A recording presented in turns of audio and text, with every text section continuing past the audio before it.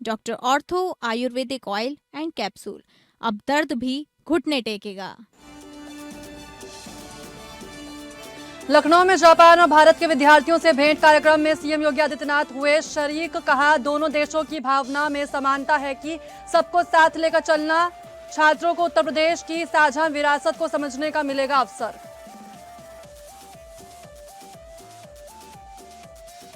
मथुरा में निर्माणाधीन मॉल की शटरिंग गिरी, 3 की मौत। नाइट शिफ्ट के दौरान हादसा, 5 मजदूर काम कर रहे थे। सीएम योगी ने लिया संज्ञान, दी संतावना। जेएसएससी सीजीएल समेत 22 रद्द परीक्षा पर झारखंड हाईकोर्ट ने लगाई रोक। फैसले के बाद केंद्र सरकार के एमडीएमआर एक्ट के खिलाफ सीएम हेमंत सोरेन खोला मार्चा। कहा, झारखंड को कमजोर करने की कोशिश, होगा विरोध। यूपी के 13 जिलों में बाढ़ की स्थिति, 65 जिलों में बारिश का अलर्ट जारी। प्रयागराज में बाढ़ का पानी घरों में घुसा। गोंडा में करीब 10,000 आबादी बाढ़ से प्रभावित। चित्रकूट में मंदाकिनी नदी उफान पर।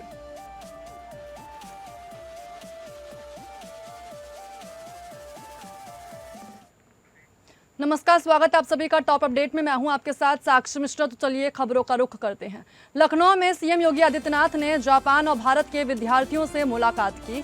इस दौरान जापानी छात्रों ने गीत गाया और सीएम योगी के साथ सेल्फी भी ली।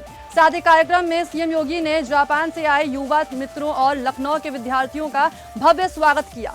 सीएम योगी आदित्यनाथ ने कहा कि यह सिर्फ छात्रों की मुलाकात नहीं है, बल्कि दो संस्कृतियों, परंपराओं और देशों की युवा पीढ़ियों का मिलन है। उन्होंने कहा कि भारत और जापान के राजनीतिक संबंधों के 75 वर्ष अगले साल पूरे होंगे। उन्होंने जापान को अपनी परंपराओं और प्रतिबद्धता के लिए जाना जाने वाला देश बताया। साथ ही सीएम योगी ने यह भी कहा कि दोनों देशों के छात्र अपने भविष्य की कहानी लिख रहे हैं। जापानी युवाओं को भारत की विविधता में एकता, वसुधैव कुटुंबकम और भारतीय दर्शन को समझने का अवसर मिलेगा। उन्होंने कहा कि इससे जापान के युवाओं को भारत को केवल एक बाजार के रूप में नहीं, बल्कि यहाँ की कार्य संस्कृति और जीवन दर्शन को समझने का मौका मिलेगा। झामुमो ने खान एवं खनिज विकास एवं अधिनियम 2026 का कड़ा विरोध किया है। पार्टी के केंद्रीय अध्यक्ष सह मुख्यमंत्री हेमंत सोरेन ने कहा कि इस अधिनियम के लागू होने से झारखंड के अधिकारों की हकमारी होगी और झामुमो इसे होने नहीं देगा। उनके अनुसार बताया जा रहा है कि इस अधिनियम से झारखंड को होने वाले इस नुकसान पर चर्चा के लिए पार्टी की विस्तारित केंद्रीय समिति की बैठक हुई, जिसमें इस अधिनियम का पुरजोर विरोध किया गया। उन्होंने कहा कि झारखंड और झारखंड वासियों ने आगे बढ़ना शुरू किया है। साथ ही केंद्र सरकार द्वारा खनन कानून में दुर्भाग्यपूर्ण संशोधन लाकर झारखंड जैसे कमजोर राज्य पर कुठाराघात करने का काम किया गया है। समस्त झारखंड इस कानून का पुरजोर विरोध करता है और केंद्र द्वारा किए गए इस संशोधन का लोकतांत्रिक, संवैधानिक और कानून तरीके से पुरजोर विरोध किया जाए।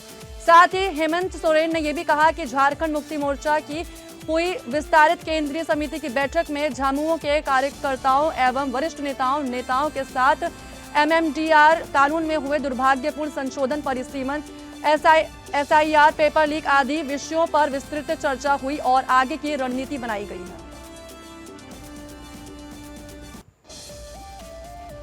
झारखंड हाईकोर्ट ने राज्य की हेमंत सोरेन सरकार के उस आदेश पर रोक लगा दी है, जिसमें झारखंड लोक सेवा आयोग की परीक्षाओं को रद्द करने का फैसला लिया गया था। दरअसल कोर्ट के इस आदेश के बाद जेपीएससी परीक्षाओं को लेकर स्थिति बदल गई है। दरअसल झारखंड हाईकोर्ट ने जेपीएससी की 11वीं से 13वीं परीक्षा और फूड सेफ्टी ऑफिसर परीक्षा से जुड़े मामलों में बड़ा फैसला सुनाया है। हाईकोर्ट ने दोनों परीक्षाओं को लेकर राज्य सरकार की ओर से जारी आदेश पर तत्काल प्रभाव से रोक लगा दी है। कोर्ट ने राज्य सरकार को 15 दिनों के भीतर काउंटर एफिडेविट के साथ अपना जवाब दाखिल करने का निर्देश दिया है। इस फैसले के बाद दोनों परीक्षा मामलों के याचिकाकर्ताओं को तत्काल प्रभाव से काम पर वापस लिए जाने का रास्ता साफ हो गया है। मामले की सुनवाई के दौरान हाईकोर्ट ने राज्य सरकार के उस आदेश पर स्टे दिया, जिसके तहत दोनों परीक्षाओं से संबंधित कार्रवाई की गई थी। अब सरकार को कोर्ट के समक्ष अपना पक्ष और संबंधित दस्तावेज पेश करने होंगे।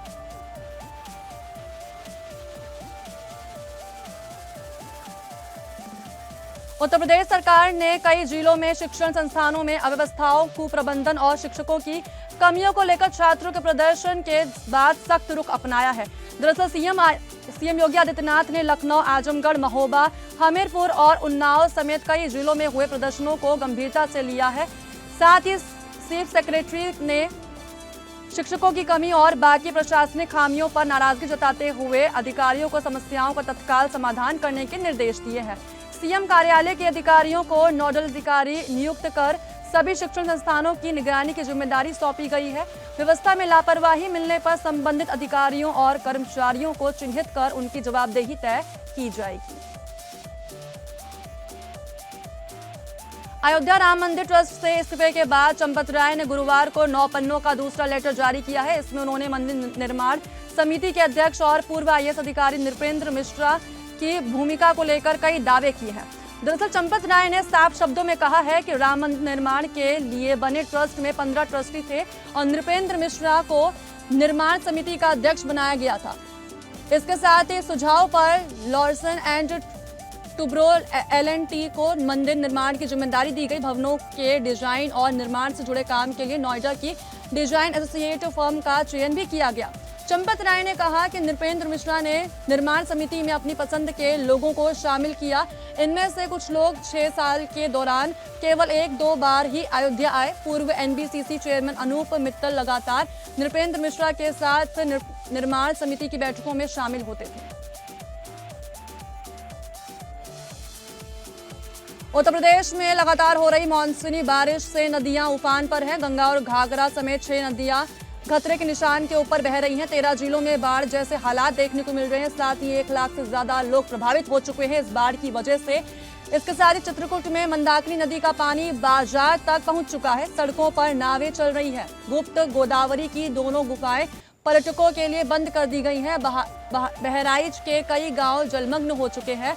इसके साथ ही प्रयागराज में गंगा यमुना उफान पर नजर आ रही है। रसूलाबाद से नागवासुकी मंदिर तक जाने वाली रिवर फ्रंट रोड डूब गई है।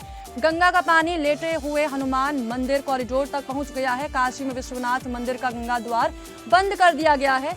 मणिकर्णिका और हरिश्चंद्र घाट के शवदाह स्थल जलमग्न हो चुके हैं। अक्टूबर में प्रधानमंत्री नरेंद्र मोदी के बद्रीनाथ धाम पहुंचने का कार्यक्रम प्रस्तावित है। बद्रीनाथ धाम में श्रद्धालुओं को बेहतर स्वास्थ्य सुविधाएं उपलब्ध कराने के लिए बनाए जा रहे 45 बेड के आधुनिक अस्पताल का निर्माण कार्य अंतिम चरण में पहुंच गया है। संभावित दौरे को देखते हुए शासन प्रशासन से लेकर PMO स्तर तक तैयारियों की जा रही हैं और इसी दौरान अस्पताल को उद्घाटन किए जाने की संभावना है। इसके साथ ही बद्रीनाथ मास्टर प्लान के तहत 4 मंजिला अस्पताल भवन का निर्माण किया जा रहा है।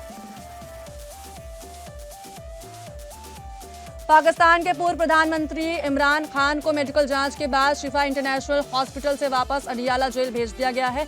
अस्पताल पहुंचने के बाद 6 डॉक्टरों की टीम ने इमरान की मेडिकल जांच की। जांच के बाद डॉक्टरों ने उन्हें अस्पताल में भर्ती रखने की जरूरत नहीं बताई और जेल में रखना सुरक्षित माना। इसके बाद इमरान को वापस अडियाला जेल ले जाया गया और उनकी सेल में भेज दिया गया। इमरान को गुरुवार देर रात रावलपिंडी की अडियाला जेल से कड़ी सुरक्षा के बीच इस्लामाबाद के शिफा हॉस्पिटल लाया गया था। उनके हॉस्पिटल पहुंचते ही सुरक्षा बढ़ा दी गई थी। पाकिस्तान सरकार ने सुप्रीम कोर्ट में फिर से रिव्यू पिटीशन दाखिल की है। इसमें मांग की गई है कि इमरान खान को इलाज के लिए प्राइवेट अस्पताल भेजने के आदेश को बदला जाए।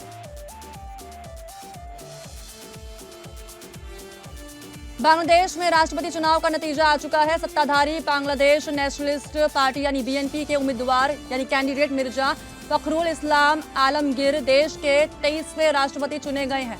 उन्हें संसद में 255 वोट मिले हैं, जबकि विपक्षी गठबंधन के कैंडिडेट कर्नल रिटायर्ड ओली अहमद को 88 वोट मिले हैं। नतीजे घोषित होने के बाद बांग्लादेश के प्रधानमंत्री तारिक रहमान ने लाल गुलाब देकर नए राष्ट्रपति को बधाई दी। बाद में दोनों एक दूसरे के गले भी लगे। यहां तक कि बांग्लादेश के राष्ट्रपति चुनाव में हार के बाद 11 दलों के गठबंधन के कैंडिडेट कर्नल ओली अहमद ने चुनाव पर सवाल उठाए हैं। उन्होंने कहा कि चुनाव का नतीजा पहले से तय था और बांग्लादेश में लोकतंत्र नियंत्रित है। अमरोहा जनपद के हसनपुर कोतवाली क्षेत्र के अलीगढ़ मार्ग पर ग्रामीण सेवा बस और बाइक की आमने सामने की जोरदार भिड़ंत हो चुकी है। दरअसल हादसे में बाइक सवार 2 लोग गंभीर रूप से घायल हो चुके हैं, जिनमें से एक की उपचार के दौरान मुरादाबाद के अस्पताल में मौत हो गई। अलीगढ़ मार्ग पर सामने से आ रही तेज रफ्तार मुख्यमंत्री ग्रामीण बस ने उनकी बाइक में जोरदार टक्कर मार दी।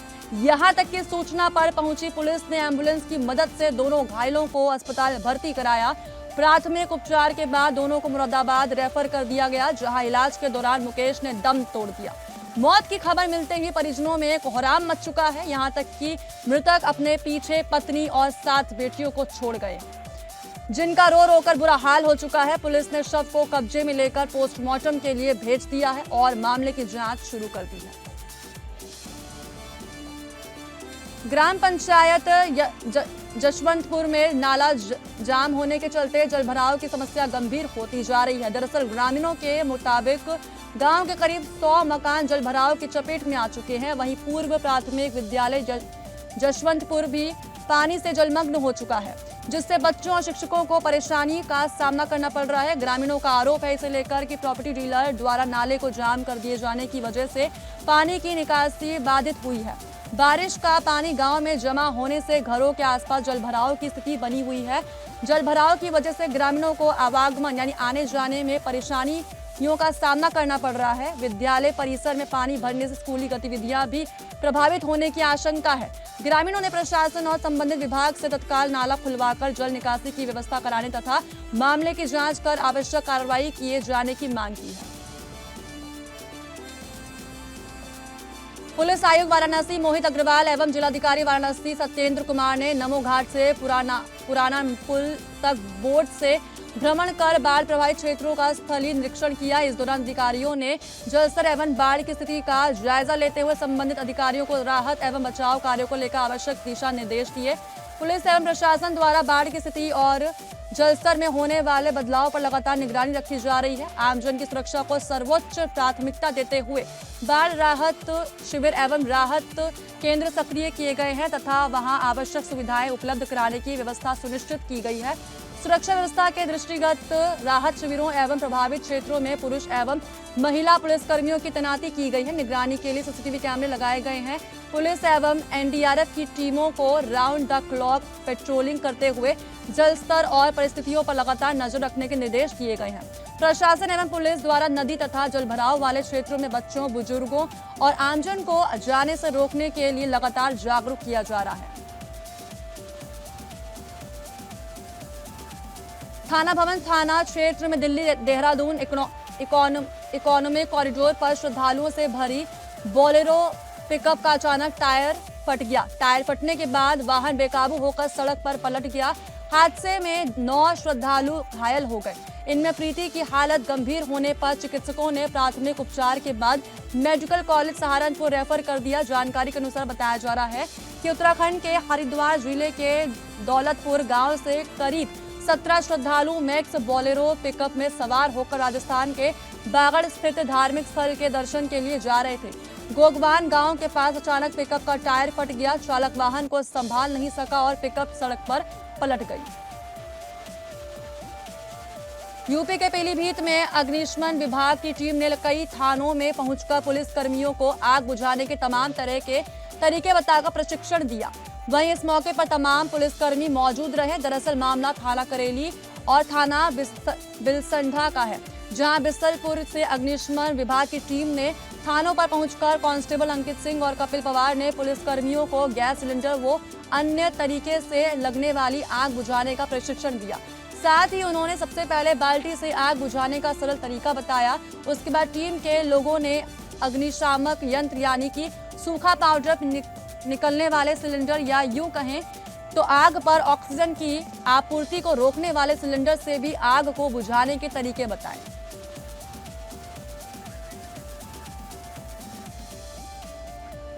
नोएडा की उद्योग विहार साई अपार्टमेंट सोसाइटी में आरडब्ल्यूए चुनाव को लेकर आरोप प्रत्यारोप का दौर शुरू हो चुका है।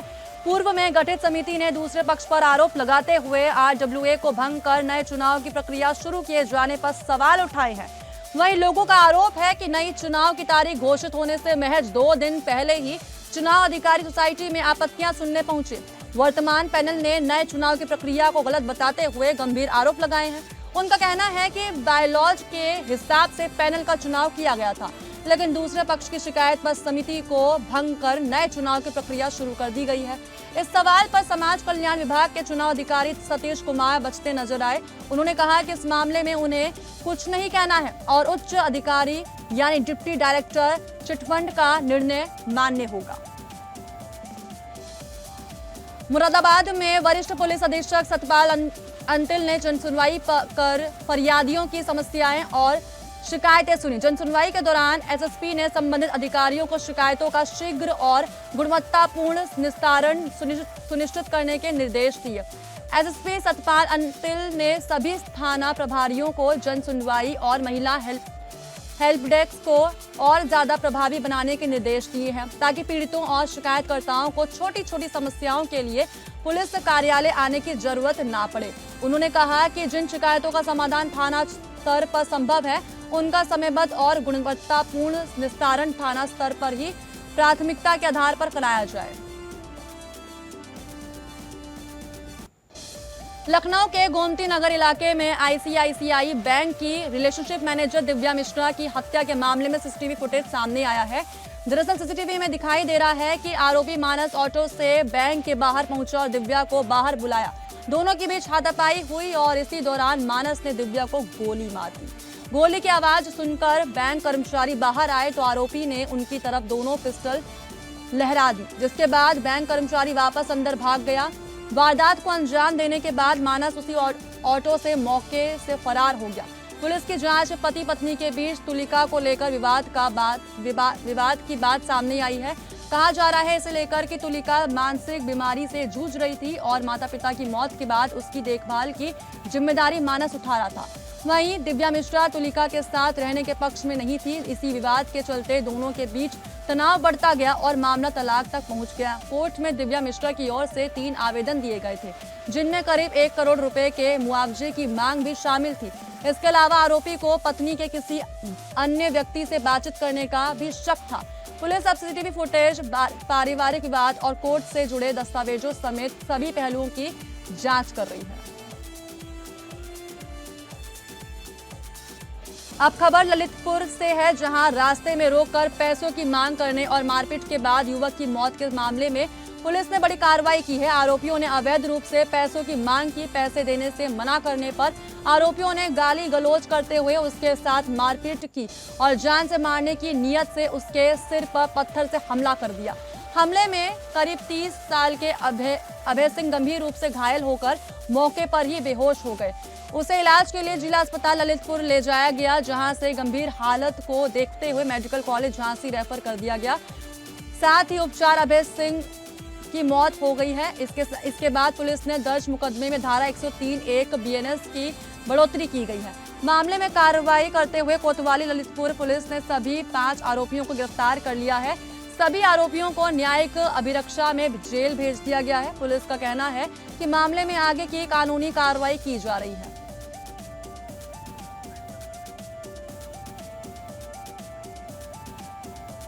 मुंबई के प्रभाग क्रमांक स्थित सहरा रेलवे लाइन कुर्ला के कुरैशी नगर में महाड़ा की खतरनाक इमारत को तोड़ने का काम चल रहा था।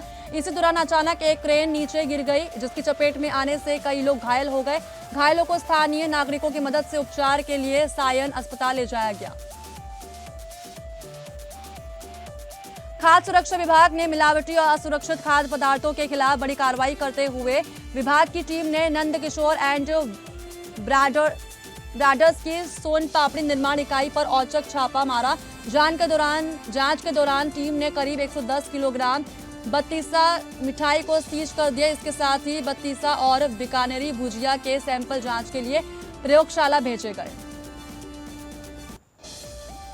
सड़क पर नियम तोड़ने वालों के खिलाफ बलरामपुर प्रशासन ने बड़ा अभियान छेड़ दिया है। दरअसल जिले भर में चले विशेष सड़क सुरक्षा अभियान में यातायात नियमों की अनदेखी करने वाले 365 वाहन चालकों पर कार्रवाई की गई है। विनय चौराहे पर डीएम और एसपी खुद सड़क पर उतरे, जहां वाहन चालकों को हेलमेट, सीट बेल्ट और यातायात नियमों के पालन के लिए जागरूक किया गया। वहीं फुलवरिया बाईपास पर एएसपी विशाल पांडे ने अभियान की कमान संभाली। यूपी में 9 आईपीएस अधिकारियों के तबादले किए गए हैं। बलरामपुर के पुलिस अधीक्षक का तबादला कर उन्हें वरिष्ठ पुलिस अधीक्षक झांसी की जिम्मेदारी सौंपी गई है। वहीं मार्तंड प्रकाश सिंह को हरदोई से स्थानांतरित कर बलरामपुर का नया पुलिस अधीक्षक बनाया गया है। तबादला सूची में विनीत जायसवाल को गोंडा से सुल्तानपुर, जबकि चारू निगम को सुल्तानपुर से यूपी 112 लखनऊ भेजा गया है।